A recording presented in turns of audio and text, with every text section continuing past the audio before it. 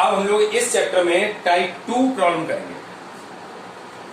ये रहेंगी हमारे पास based on polygons, based on polygons, polygons पर बेस्ड प्रॉब्लम्स रहेंगी इसमें, जिनको हम लोग करेंगे इसमें। ठीक है, तो सबसे पहली बात बेटा, इसमें हमेशा मेरा मेथड पढ़ाने का यही रहता है कि जब भी मैं कोई वर्ड आपके सामने बोलता हूं तो पहले मुझे उस वर्ड का मीनिंग बताना होता है और आपसे पूछना भी होता है। ठीक, तो यहां पे एक वर्ड आया मेरे पास पॉलीगन। पॉलीगन बता दूं इसमें एक्चुअली पॉलीगन क्या होता है। वैसे मैं पहले इस वर्ड को क्लियर करूं। पॉली मीन्स होता है मैनी, ठीक, और गन मीन्स होता है sides.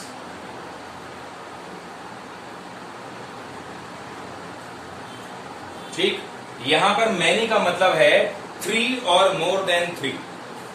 So we can say a polygon is a closed figure having 3 और मोर साइड्स। ठीक, तो सिंपल अगर आपसे कोई पूछता व्हाट इज अ पॉलीगन, आप एकदम क्विकली उसको रिप्लाई करोगे it is a closed figure having at least 3 और मोर साइड्स। क्योंकि 3 साइड से कम में फिगर क्लोज्ड नहीं हो पाएगा, और क्लोज फिगर हमको जरूर चाहिए एक पॉलीगन को। ठीक है, तो आगे लिख लोगे अ क्लोज फिगर हैविंग 3 और मोर साइड्स। स्टार्ट होता है हमारा ट्राइंगल से। Triangle is a polygon, quadrilateral is a polygon, pentagon is a polygon, hexagon is a polygon, heptagon is a polygon having 7 sides, octagon having 8 sides, nonagon having 9 sides, decagon having 10 sides. चलता रहता है इस तरीके से। ठीक है, चलिए ये बात होगी व्हाट इज अ पॉलीगन के बारे में, पॉलीगन क्या होता है। अब हम बात करेंगे पॉलीगन के टाइप्स के बारे में।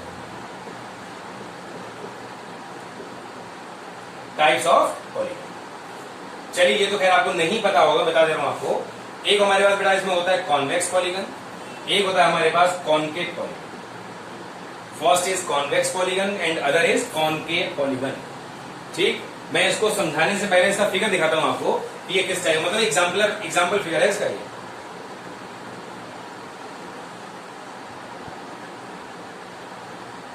इस टाइप से मैंने बनाया, इसका एग्जाम्पल फिगर एक ये। अगर इस फिगर को देख के मैं आपसे इसको डिफाइन करने को बोलूं कि मैं कहूं कि भाई आप डिफाइन करिए what is a convex polygon and what is a concave polygon, अगर मैं आपसे ये बात कहूं तो आप कुछ कर बता पाओगे मुझे इसमें? ये फिगर देखिए, ये फिगर देखिए, कोई तो डिफरेंस है इसमें?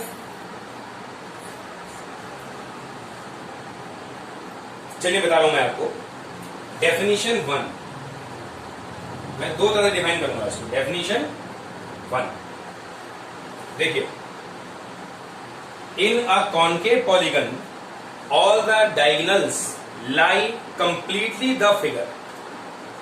अगर मैं इस पॉलीगन की बात करूंगा, इसके अंदर जितने भी डायगोनल्स बनेंगे वो सारे के सारे कंप्लीटली इस फिगर के अंदर रहेंगे।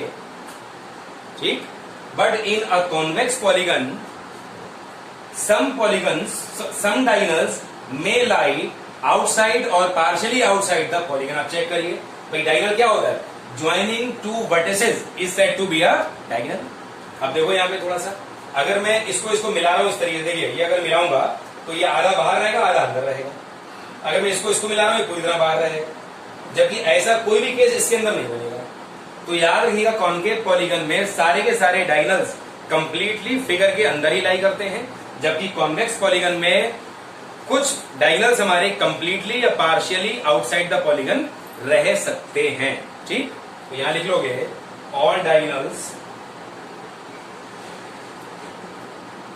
लाई completely with in the polygon. ठीक, इसमें क्या होगा? some diagonals lie partially or completely outside the polygon। ठीक है, अब आइए आप डेफिनेशन 2 पे। ये डेफिनेशन थी हमारी बेस्ड ऑन डायगोनल्स। अब हम लोग बात करेंगे बेस्ड ऑन इंटीरियर एंगल्स। ध्यान दो, आप देख रहे हो उसमें सारे इंटीरियर एंगल्स, एक ये है, एक ये है, एक ये है, एक ये है और एक ये है। ठीक, इसमें आप देख रहे हो एक ये है, एक ये रहा इंटीरियर एंगल, एक ये रहा, एक ये रहा, एक ये रहा और एक ये रहा, जो इसमें डिफरेंस क्रिएट करेगा। आपने देखा कि कॉनकेव पॉलीगन में कोई भी इंटीरियर एंगल हमारा मोर देन 180 नहीं हो पाया। भैया देखिए सारे एंगल या तो एक्यूट हैं या ऑब्ट्यूज हैं। ठीक, मतलब 0 से लेकर 180 के बीच ही रहने वाले हैं ये सारे के सारे। जबकि यहां पर आप देख रहे हो एक इंटीरियर एंगल हमारा ये क्या हो गया, this is a reflex angle. Reflex angle is an angle which is more than 180 and less than 360। तो आप देखिए इसमें क्या आ गया, रेफ्लेक्स एंगल आ गया, ऐसा इसके अंदर नहीं हो पा रहा है। ठीक, तो आपको यहां पे ध्यान रखना है, in a concave polygon all the interior angles are less than 180, but in a convex polygon at least one interior angle should be greater than 180। कम से कम एक तो जरूर होना चाहिए इसके अंदर। ठीक है, तो लिख लोगे आप at least one interior angle is greater than 180 और यहां पे all interior angles are less than 180। ठीक, तो यहां पर मैंने आपको समझाया what is a polygon, types of polygon और उसके जो है डेफिनेशन मैंने आपके सामने यहां पर रखी। अब यहां पे पॉलीगन को लेकर मेरे पास दो प्रॉपर्टीज हैं जो आपके लिए बहुत इंपॉर्टेंट है और एक्चुअल में हम जो क्वेश्चन आगे करने वाले हैं वो भी उन्हीं पर ही बेस्ड है।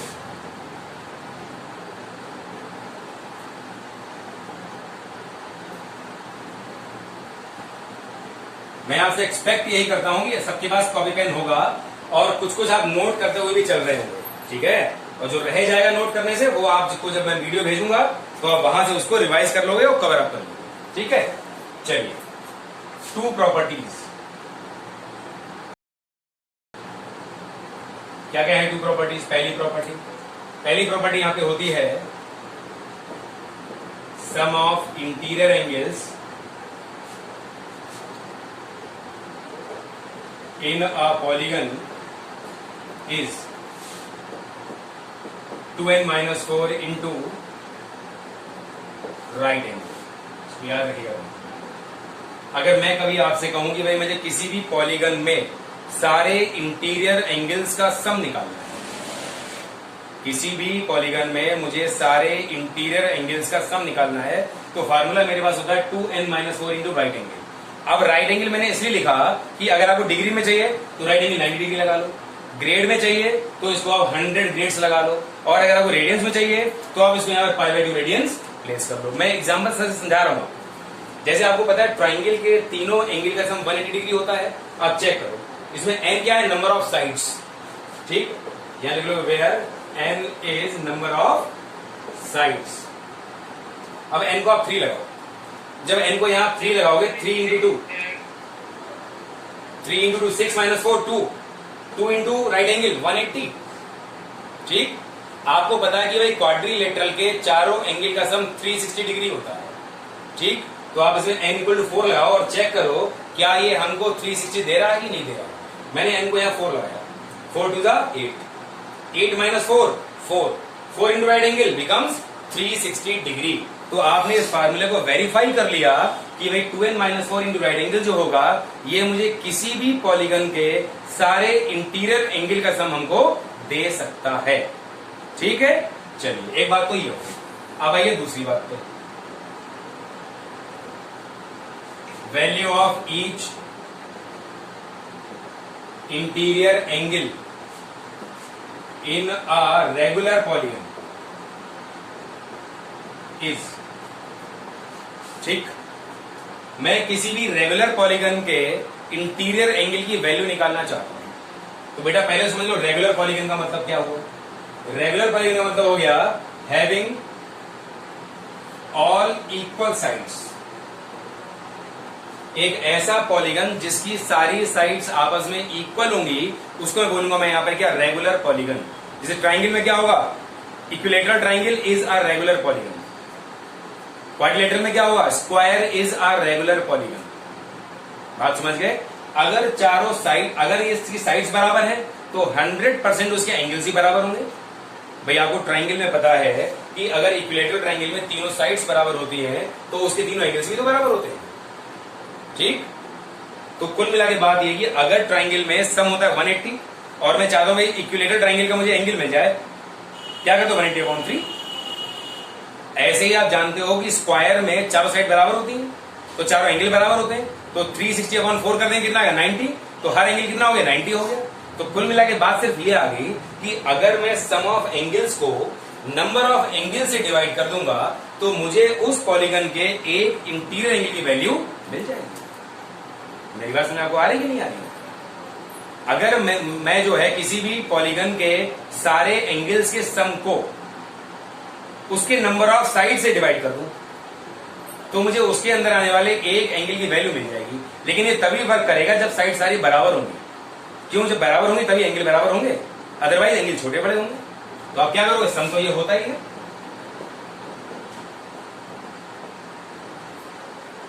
क्या करना मुझे, अपॉन में n लगा देना है बस,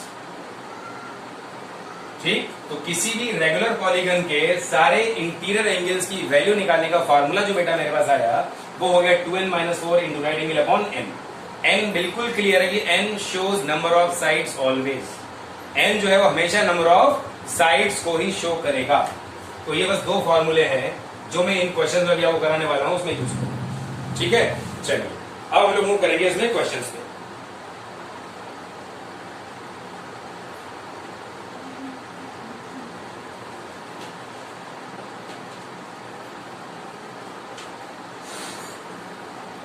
चलिए सवाल लिखेंगे आप इसमें,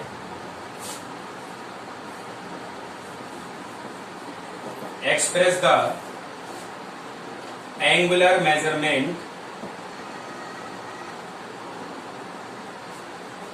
of the angle of a regular decagon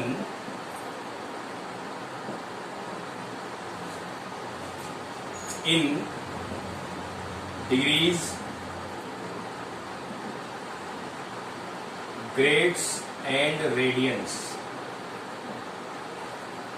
बहुत सिंपल क्वेश्चन दिया मैंने आपको। मैंने आपसे बस ये कहा है कि मैं एक रेगुलर डेकागन के एंगल की वैल्यू निकालना चाहता हूं। Express the angular measurement of the angle of a regular decagon. Regular decagon, Deka का मीन होता है बेटा 10, है ना। सो यहां हम लोग बात कर रहे हैं अ पॉलीगन हैविंग 10 साइड्स। एक 10 साइडेड पॉलीगन है मेरे पास, मैं उसके इंटीरियर एंगल की वैल्यू निकालना चाहता हूं और वो वैल्यू मैं डिग्री में भी चाहिए, मुझे ग्रेड्स में भी चाहिए और रेडियंस में भी चाहिए। तो फार्मूला मेरे पास यही काम करने वाला है, ठीक है। ध्यान दो क्या थोड़ा इसमें, required angle equal to 2n-4 into n into right angle लिखेगा उसमें, ठीक है। n को लगा लो अब 10,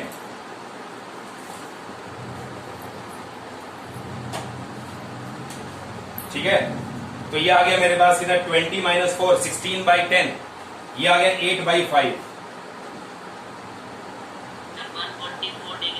करेक्ट है, बिल्कुल सही है। 8/5 राइट एंगल। और अगर ये डिग्री में चाहिए राइट एंगल को 90 लगा लो, अगर एक ग्रेड में चाहिए राइट एंगल को 100 लगा लो, और अगर आपको रेडियंस में चाहिए तो राइट एंगल को π/2 लगा लो।